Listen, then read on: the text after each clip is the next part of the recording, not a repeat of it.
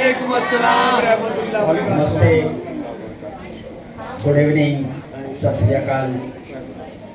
काफ़ी देर से आप लोग हम लोगों को बर्दाश्त कर रहे हैं, सच है ना? बात सच है या झूठ है? सच है। सच है।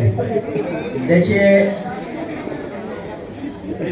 25 साल का सफ़र है ये, इतने जल्दी तो आपको छोड़ा नहीं जा सकता ना। मेरी कुछ बहनें बात कर रही हैं तो बेहतर होता कि वो यहाँ आके बात करती तो अच्छा रहता, क्योंकि हम लोग भी यही चाहते हैं कि आप भी बोलना सीखें। ये ज़रूरी नहीं है कि यहाँ जो लोग बैठे हुए हैं वो हमेशा यहीं बैठे रहें। हम लोगों की ये कोशिश रहती है कि कल जो आप वहाँ हैं, हम ज़्यादा खुश हो गए कि आप यहाँ आकर बैठे। और यही रीड्स जो ऑर्गेनाइजेशन है, 25 साल, ये कोई मामूली बात नहीं है, दम निकल जाता है।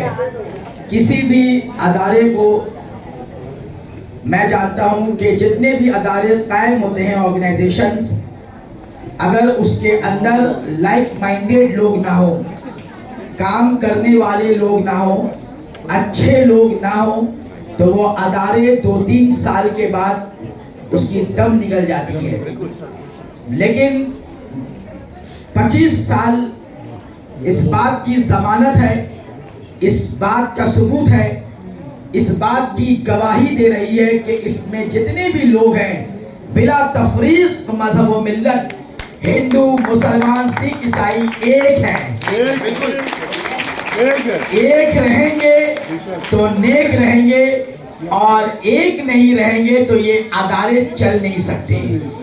ऑर्गेनाइजेशंस को चलाना कोई मुंह की बात नहीं है। इसलिए सबसे पहले रीड्स के तमाम मुंतज़मीन, उसके ओहदेदारान, उसके कार्यकर्ता, उन तमाम लोगों को मुबारकबाद पेश करता हूँ कि आपने बहुत जद्दोजहद किया, तब जाके ये अपनी मंजिल तक खरामा पहुँच रही है। और इंशाअल्लाह ताला उम्मीद कवी है मुझे कि जिस तरह आज 25 साल मनाया गया है, इंशाअल्लाह ताला आइंदा नस्लें 50 साल भी जरूर देखेंगे।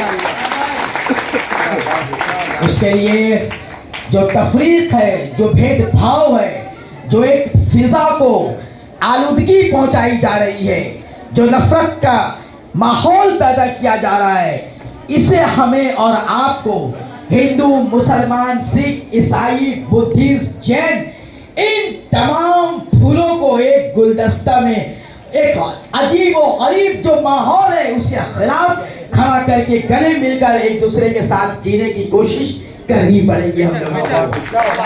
क्योंकि ये हमारा बंगाल, ये सरजमीन बंगाल जो हमारी है, यहाँ पर ये चीज़ों को पनपने नहीं हम लोग देंगे। हमारा जिस तरह हमारी बहनें यहाँ हमारी हैं, उसी तरह हमारे गैर बरादरान वतन, हमारे हिंदू भाई, वो भी हमें उतने ही अजीज हैं, उतने ही हमारे करीब हैं। जितनी तकलीफ इन्हें है उतनी तकलीफ उन्हें भी होगी, तो उनके लिए भी हम खड़े होंगे। इसलिए बस मैं इतनी ही गुजारिश करके जाऊंगा कि कभी भी आपको मायूस नहीं होना है, कभी भी उदास नहीं होना है। अगर जिंदगी में उतार चढ़ाव, नशे व फराज का आपको सामना होगा, तो आप अल्लामा डॉक्टर सर मोहम्मद इकबाल का शेर दिमाग में ज़रूर महफूज कर लीजिएगा। अल्लामा इकबाल का नाम तो सुना ही होगा, जिन्होंने कहा है सारे जहां से अच्छा हिंदुस्तान हमारा, और ये बुलबुलें हैं इसके ये गुलसिता हमारा। मजहब नहीं सिखाता आपस में बैर रखना। देखिए कितना खूबसूरत है, यहाँ आनंद किशोर जी हैं, हमारे ऑफिसर इंचार्ज हैं, हमारे अरिंदम भाई हैं, उसी के बगल में सैयद तफीमुल हुसैन साहब हैं, उसके बगल में हमारे जावेद भाई हैं, हमारी learned advocate Kerala high court की मिस चड्डा हैं, और शौकत साहब हैं, फराह कमाल बैठी हुई हैं। हिंदू मुस्लिम नजर ही नहीं आ रहा, सब के सब इंसान बन के हम लोग यहाँ बैठे हुए हैं, इसकी सब जरूरत है। यही इंसानियत बहुत जरूरी है। ہم ہندو بھی بنیں گے, مسلمان بھی بنیں گے, لیکن سب سے پہلے انسان بنیں گے. اور اسی لیے علامہ اقبال نے کہا ہے مذہب نہیں سکھاتا آپس میں پیر رکھنا, ہندی ہیں ہم وطن ہیں, ہندوستان ہمارا.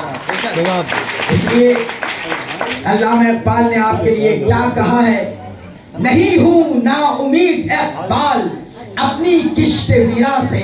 اگر جو بچے ہمارے تھوڑے کسی بھی امتحان میں نا امید ہو جاتے ہیں تو وہ زندگی سے ہار ماننا چاہتے ہیں, تو علامہ اقبال کہتے ہیں کہ نہیں, ابھی تو یہ پہلا پڑاؤ ہے, ابھی بہت آگے جانا ہے. تو علامہ اقبال کہتے ہیں نہیں ہوں نا امید اقبال اپنی کشت ویرا سے, ذرا نم ہو تو یہ مٹی بڑی زرخیز ہے ساتھی.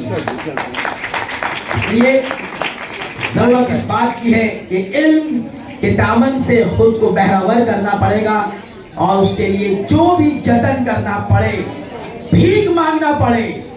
رسول پاک صلی اللہ علیہ وآلہ وسلم نے کہا ہے کہ میں پیٹ کی خاطر تمہیں بھیک مانگنے کا مشورہ نہیں دیتا.